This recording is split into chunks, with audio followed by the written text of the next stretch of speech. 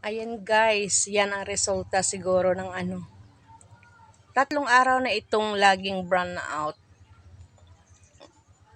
I mean, nag-brown out siya tapos pagka ano, nawala yung signal ng fiber. Yan siguro ang resulta yan. Hinahanapan nila ng ano,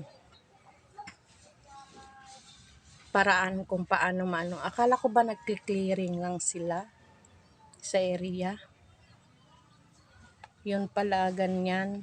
Kasi 3 araw na kami na laging ano, yung linya ng internet namin mahina. Mahina minsan, tapos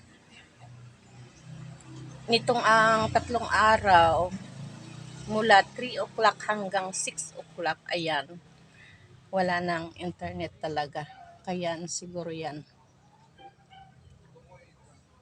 Hope na maayos na nila kasi kailangan natin yan sa ano na natin, everyday. Ayan. Hope sana maayos nyo na. Ayan. Yun lang guys ang ma-share ko sa inyo. Thank you for watching. Hope nagustuhan yung aking video. Ayan.